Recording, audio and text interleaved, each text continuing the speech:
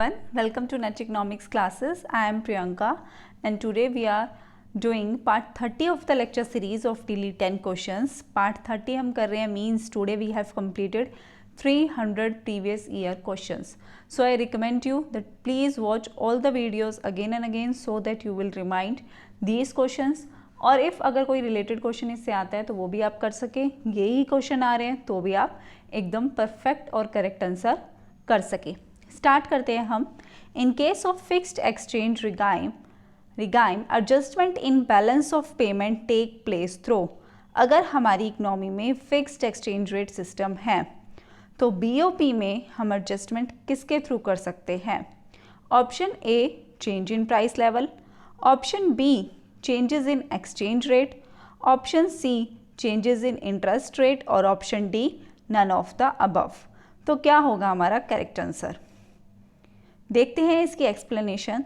So under the gold exchange rate system, जिसे हम fixed exchange rate system भी कहते हैं, the exchange rate between countries is fixed and the BOP adjustment is affected through changing price level between the countries. Country में जो price level में जो change आता है उससे हम बीओपी की एडजस्टमेंट कर सकते हैं, उससे हमारा बीओपी की एडजस्टमेंट इफेक्ट होती है. बट अगर हम पेपर करेंसी की बात करें, but under the paper currency standard, the adjustment of disequilibrium in BOP is brought about by changes in exchange rate between countries. कि उसमें कैसे हम कर सकते हैं? जब हमारे एक्सचेंज रेट में चेंजेस आए. तो हमें यहाँ पे फिक्स एक्सचेंज रेट की बात की गई है तो चेंजेस इन प्राइस लेवल हमारा करेक्ट आंसर होगा. अगर पेपर करेंसी की बात होती तो चेंजेस इन एक्सचेंज रेट हमारा करेक्ट आंसर होता. चलते हैं हम अपने नेक्स्ट क्वेश्चन पे. Export of foreign exchange transaction refers to. Export foreign exchange को हम क्या कहते हैं? ए द परचेज और sale of foreign exchange for delivery within 2 business days, B the sale of foreign exchange for delivery, C the purchase of foreign exchange for delivery और D none of the above. तो आपको पता होना चाहिए कि export foreign exchange transaction का मतलब क्या होता है. समझते हैं हम. सो स्पॉट फॉरेन एक्सचेंज को हम क्या कहते हैं? FX spot means foreign exchange spot. It is an agreement between 2 parties to buy one currency against selling another currency at an agreed price for settlement on the spot date. Means हमारी on the spot हमें वो settlement करनी है, price हमारे agreed है, हमें cell और purchase करनी है किसकी? फॉरेन एक्सचेंज की, और विद इन 2 business days में हमें वो करना है. So exchange rate at which the transaction is done is called the spot exchange rate. उस एक्सचेंज रेट पे जिसपे हमारी ट्रांजेक्शन हो रही है, किस रेट पे? वो हमारी स्पॉट एक्सचेंज रेट कहलाई जाएगी. जिस डेट पे हो रही है वो हमारी स्पॉट डेट कहलाई जाएगी. सो ऑप्शन ए हमारा करेक्ट होता है. द परचेज और sale of foreign exchange for delivery within 2 business days is called spot foreign exchange transaction. चलते हैं हम अपने नेक्स्ट क्वेश्चन पे. Question number 33 regarding MFN. MFN का मतलब most favoured nations clause. Find out the correct statement. Option A हमें क्या given है? It guarantee special privilege to the contracting parties. Option B हमें क्या गिवन है? It guarantees only equal treatment. Option C हमें क्या गिवन है? The unconditional most favoured nation clause seems to be more equitable than the conditional one. D क्या है? The conditional MFN most favoured nation clause confers significant rights on the contracting party. तो most favoured nation clause में से ये कौन सा close है जो हमारा करेक्ट है? कौन सी स्टेटमेंट जो है वो हमारी करेक्ट है? अगर हम बात करें इस वर्ड की मोस्ट फेवर्ड नेशंस, तो हमें वर्ड से क्या लगता है कि किसी नेशन को ज़्यादा फेवर किया जा रहा है, बट नहीं. मोस्ट फेवर्ड नेशन का मतलब होता है कि इक्वल ट्रीटमेंट सबको दिया जा रहा है. So most favoured nation close requires a country to provide any concession, privilege or immunity granted to one nation in a trade agreement to all other WTOs, World Trade Organization member countries. जितनी भी member countries हैं WTO की उनके बीच में, although it's name implies favouritism, हालांकि हमें इसके नाम से क्या लगता है कि जिसका हम फेवर कर रहे हैं उसका हम सपोर्ट करेंगे toward another nation, but it denotes the equal treatment of all the countries. लेकिन हमें इससे क्या पता चलता है कि सब क्या हैं, इक्वल हैं। इसने गारंटी दी है that there will be an equal treatment for all the countries, all the membering countries. So regarding MFN हमारी कौन सी स्टेटमेंट करेक्ट है? Option B, it guarantees only equal treatment. चलते हैं हम अपने नेक्स्ट क्वेश्चन पे। Match the list with list 2। हमें लिस्ट 1 दे रखी है, लिस्ट 2 दे रखी है, अब हमें इसको मैच करना है। यहाँ पे हमारे लिस्ट 1 में Hamilton List, Marshall Lerner, FY Edgeworth, Jacob Viner ये दे रखा है। लिस्ट 2 में हमें बता रखा है कि इन लोगों ने कौन सी थ्योरीज डेवलप की थी। कोड हमारे गिवन है, कोड हमारे ये है। अब हमें बताना है करेक्ट आंसर। तो सबसे पहले अगर हम हैमिल्टन लिस्ट की बात करें तो हैमिल्टन लिस्ट में किसकी बात की गई थी? इंडियन इंडस्ट्रीज़ की। ठीक है, तो ए का क्या आएगा? Second, Indian industries. Marshall Lerner की बात करें तो मार्शल लर्नर ने बात की है इलास्टिसिटी अप्रोच की, तो बी का क्या आएगा? 3। FY एजवर्थ की बात करें, जो हम एजवर्थ बॉक्स बनाते हैं उसकी बात करें तो इन्होंने किसकी की है? इम्प्रोविशिंग ग्रोथ की, मतलब FY एजवर्थ का क्या आएगा? 4। और जैकब विनर की बात करें तो जैकब विनर ने बात की है trade creation and trade diversion effects की। सो हैमिल्टन लिस्ट का क्या है? Indian industry. मार्शल लर्नर ने किसकी बात की है? इलास्टिसिटी अप्रोच की। FY एजवर्थ ने किसकी बात की है? इम्प्रोविशिंग ग्रोथ की। और जैकब विनर ने किसकी बात की है? Trade creation and trade diversion effect. तो हमारी करेक्ट सीक्वेंस क्या बनती है? 2, 3, 4 एंड 1। सो अगर हम ऑप्शन देखें तो ऐसे ऑप्शन कौन सा करेक्ट है? Option B. सो हमारा ऑप्शन बी इसका जो है करेक्ट आंसर होता है। अब चलते हैं हम अपने नेक्स्ट क्वेश्चन पे। Under a manage floating exchange rate system the nation's monetary authorities intervene in foreign exchange market to. जो मॉनेटरी अथॉरिटीज़ होती हैं वो इनकी फॉरेन एक्सचेंज मार्केट में इंटरवीन क्यों करती है? और कौन से सिस्टम की बात हो रही है यहाँ पे? फ्लोटिंग एक्सचेंज रेट सिस्टम की, फिक्स्ड की नहीं, फ्लोटिंग की। ए किस लिए इंटरवीन करती है? To smooth out short run fluctuation in exchange rate. B to smooth out long run fluctuation in exchange rate. C to smooth out short run and long run fluctuation in exchange rate. और D क्या है? Keep exchange rate fixed among a group of nation. तो floating exchange rate में fixed तो होता नहीं, तो D option तो आएगा नहीं। या तो शॉर्ट रन में वो इंटरवीन कर रहे हैं या लॉन्ग रन में कर रहे हैं, लॉन्ग रन फ्लक्चुएशन में। तो करेक्ट क्या होगा? Managing floating exchange rate is a regime that allow an issuing central bank to intervene regularly. Regularly का मतलब है शॉर्ट रन, तो मतलब शॉर्ट रन में वो क्या कर रहे हैं? इंटरवीन कर रहे हैं in foreign exchange market in order to change the direction of country's currencies float and shore up its balance of payment in an excessively volatile period. This regime is also known as dirty float. हम इसको दूसरे नाम से भी जानते हैं, dirty float के नाम से भी जान सकते हैं। तो हमें नेक्स्ट बार ये पूछा जा सकता है कि डर्टी फ्लोट में कब होता है कि नेशनल मॉनेटरी अथॉरिटीज इंटरवीन करती है? तो किस लिए करती है? To smooth out short run fluctuations in exchange market. Exchange market में जो शॉर्ट रन फ्लक्चुएशन होती है थोड़े टाइम के लिए, उनमें इंटरवीन, उनको स्मूथ करना, ये काम होता है managed floating exchange rate system में। चलते हैं हम अपने नेक्स्ट क्वेश्चन पे। So which of the following is related with optimum currency area. Optimum currency area से कौन से ऑप्शंस जो हैं वो रिलेट करते हैं? ऑप्शन ए क्या है? Optimal geographical area for a single country, single currency. B क्या है? Optimal geographical area for several currencies whose exchange rate are relatively packed.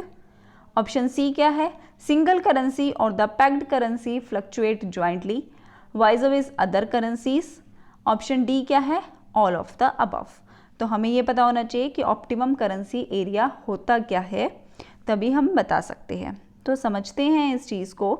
So in economics an optimum currency area is also known as optimal currency region. हम optimum currency area को क्या बोल सकते हैं? Optimal currency reason भी बोल सकते हैं।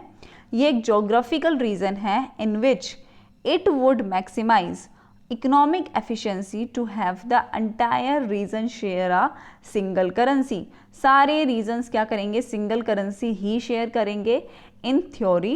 And optimal currency area could also be smaller than a country. अगर हम थ्योरेटिकली बात करें तो एक कंट्री से छोटा एरिया होता है इसका, ऑप्टिमल करेंसी एरिया का। और सारी कंट्रीज़ जो हैं, जितने भी रीजन्स हैं, वो क्या करेंगे, सिंगल करेंसी एरिया को शेयर करेंगे। तो हमारे सारे ही ऑप्शंस करेक्ट होते हैं इसमें कि ऑप्टिमल ज्योग्राफिकल एरिया होगा सिंगल करेंसी का, ज्योग्राफिकल एरिया सेवरल करेंसी के लिए जिनके एक्सचेंज रेट क्या है, पैक्ड है, फिक्स्ड है, और सिंगल करेंसी एरिया या फिर पैक्ड करेंसी की अगर हम बात करें तो ये फ्लक्चुएट होगी vis-a-vis other currency, means relation to other currencies. So all of the options are correct, option D. चलते हैं हम अपने नेक्स्ट क्वेश्चन पे। Which of the following is true with respect to monetary approach to balance of payment. अगर हम balance of payment में monetary approach लगा रहे हैं तो कौन से ऑप्शंस जो हैं वो करेक्ट होंगे। A balance of payment deficit results from an excess supply of money in the nation. जो बैलेंस ऑफ पेमेंट में डेफिसिट आता है वो किसकी वजह से आ रहा है, it results from excess supply of money in the nation, एक नेशन में मनी की एक्सेस सप्लाई के कारण। ए बैलेंस, बी ऑप्शन क्या है, A balance of payment surplus. Surplus जो आता है वो कैसे आता है, वो किसका रिजल्ट है, from an excess demand for money. और ऑप्शन सी क्या है, balance of payment disequilibrium are automatically corrected in long run. Long run में वो अपने आप ठीक हो जाता है जो भी डिसइक्विलिब्रियम आता है हमारे बीओपी में। और डी ऑप्शन क्या है हमारा, ऑल ऑफ द अबव। तो समझते हैं कि मॉनेटरी अप्रोच में बीओपी के क्या क्या एस्पेक्ट्स हैं, किस किस रिस्पेक्ट में वो बात करते हैं। तो the monetary approach to the balance of payment is an explanation of overall balance of payment. जो मॉनेटरी अप्रोच है वो सारे बैलेंस ऑफ पेमेंट, पूरे कंप्लीट बैलेंस ऑफ पेमेंट की बात करता है। It explain changes in balance of payment in terms of demand for and supply of money. ये दोनों की ही बात करता है, डिमांड की भी बात करता है और सप्लाई की भी बात करता है। सो हमारे तीनों ही ऑप्शंस यहाँ पे करेक्ट होते हैं कि लॉन्ग रन में हमारा बीओपी जो डिसइक्विलिब्रियम में है, डिसइक्विलिब्रियम कब होता है बीओपी में, जब एक्सपेंडिचर ज़्यादा हो, रिवेन्यू कम हो, फॉरेन एक्सचेंज, हम करंट अकाउंट बनाते, करंट अकाउंट होता है इसमें, कैपिटल अकाउंट होता है बीओपी में, तो डिसइक्विलिब्रियम अपने आप करेक्ट हो जाता है। और हमारी डेफिसिट जो आता है वो किसका रिजल्ट है, हमारी एक्सेस सप्लाई का, और जो सरप्लस है वो किसका है, एक्सेस डिमांड का। So all of the options are correct. चलते हैं हम अपने नेक्स्ट क्वेश्चन पे। Which of the following tax is within the jurisdiction of central government as enumerated in list 1 of 7th schedule of constitution of India. हमारे India के constitution के 7th schedule में list 1 में ऐसे कौन कौन से टैक्स हैं जिनकी पावर जो किसके हाथ में है, सेंट्रल गवर्नमेंट के हाथ में है। तो सबसे पहला है हमारा taxes on mineral rights subject to any limitations imposed by parliament. B क्या है, taxes on consumption and sale of electricity, state के हाथ में आता है ये। Taxes on sale and purchase of newspaper and on advertisement therein, ये आता है सेंट्रल के हाथ में। और D exercise on alcoholic liquor for human consumption, opium, Indian hemp and other narcotics, ये भी स्टेट के हाथ में। सो हमारा जो सी है कि सेल और परचेज न्यूज़पेपर और एडवर्टाइजमेंट जो है उसका टैक्स हमारी, उसकी ज्यूरिडिक्शन किसके हाथ में है, सेंट्रल गवर्नमेंट के हाथ में है। चलते हैं हम अपने नेक्स्ट क्वेश्चन पे। Grants from centre to state under the recommendation of finance commission are known as. जब सेंटर जो है स्टेट को ग्रांट्स देती है तो वो किसके रिकमेंडेशन में है, फाइनेंस कमीशन के रिकमेंडेशन से है, तो उसे हम क्या कहते हैं, प्लान ग्रांट्स। बी क्या है, डेवलपमेंट असिस्टेंस। सी क्या है, स्टेट्यूटरी ग्रांट्स। और डी क्या है, डिस्क्रिशनरी ग्रांट। स्टेट्यूटरी लॉ के अंडर प्लान है, ऑलरेडी डेवलपमेंट के लिए दे रही है, या डिस्क्रिशनरी अपनी मर्जी से दे रही है। सो अगर ग्रांट सेंटर स्टेट को देती है वो भी फाइनेंस कमीशन की रिकमेंडेशन से, तो उसे हम स्टेट्यूटरी ग्रांट्स कहते हैं। ऑप्शन सी हमारा करेक्ट है। So finance commission also decide the share of the each state from the share of state in the divisible pool. पूरे पूल में से हर स्टेट का शेयर वो डिसाइड करते हैं। और commission further recommend the share of funds and grants to be transfer to local bodies, कि लोकल बॉडीज़ में कितना आगे ट्रांसफ़र होगा वो भी कमीशन डिसाइड करता है, रिकमेंड करता है। So in the union budget these transfer are called finance commission grants and other transfers. तो अगर हम यूनियन बजट में बात करें तो इन ट्रांसफर्स को फाइनेंस कमीशन ग्रांट या अदर ट्रांसफ़र के नाम से भी जाना जाता है। नेक्स्ट हम चलते हैं अपने लास्ट क्वेश्चन पे आज के, जिसमें हमें मैचअप करनी है। एक साइड हमें टैक्स रिफॉर्म कमेटीज़ गिवन है, दूसरी साइड उनके चेयरमैन हेड गिवन है। तो ये ऐसे भी आ सकता है कि आप जो ये कमेटीज़ हैं उसे आप क्रोनोलॉजिकल ऑर्डर में लगाओ, और हम ऑलरेडी ये क्वेश्चन कर चुके हैं इससे रिलेटेड अपनी प्रीवियस पार्ट्स में। तो सबसे पहला है हमारा committee on taxation of agriculture wealth and income, 1972 में आया था। डायरेक्ट टैक्स इंक्वायरी कमेटी 1970 में आई थी। टैक्स रिफॉर्म कमेटी 1991 में आई थी और इनडायरेक्ट टैक्स कमेटी हमारी 1976 में आई थी। लिस्ट 2 में हमें सबके नाम गिवन है कि किन किन ने लिया था। हमें बताना है कि करेक्ट ऑप्शन कौन सा है। ये आपके कोड्स गिवन है ABCD, हमें इसमें से बताना है डायरेक्ट करेक्ट कोड क्या है। तो अगर हम बात करें committee on taxation of agriculture wealth and income 1972 की, तो इसके हेड कौन थे? KN राज। नेक्स्ट अगर हम बात करें डायरेक्ट टैक्सेस इंक्वायरी कमेटी 1970 की, तो उसके हेड कौन थे? KN वेंचू। टैक्स रिफॉर्म कमेटी की अगर हम बात करें 1991 में जो आई थी, तो उसके हेड थे राजा J चेलिहा। और इनडायरेक्ट टैक्स कमेटी 1976 की अगर हम बात करें तो उसके हेड थे LK जहा। हम ये क्वेश्चन ऑलरेडी कर चुके हैं, इसकी मैं इसलिए फर्दर एक्सप्लेनेशन नहीं दे रही हूँ। इसमें बस आपका इतना ही इंपॉर्टेंट है कि ये कौन से ईयर में आई थी और इसके हेड कौन थे। तो हमारे करेक्ट सीक्वेंस क्या बनती है? हमारा committee on taxation of agriculture wealth and income का क्या आता है? 4th KN राज। डायरेक्ट टैक्स इंक्वायरी कमेटी 1917 का क्या आता है? KN वेंचू 3। टैक्स रिफॉर्म कमेटी 1991 का क्या आता है? राजा जी चेलिया 1st। और इनडायरेक्ट टैक्स इंक्वायरी कमेटी 1976 का क्या आता है? LK जहा। तो हमारी करेक्ट सीक्वेंस है 4, 3, 1 एंड 2। सो ऑप्शन जो है हमारा B जो है इसमें क्या है? करेक्ट है। Thank you so much. If you find it's helpful then please like, share and subscribe my channel. Please एक लाइक दबा दिया करो, थोड़ा अच्छा लगता है। Thank you so much everyone.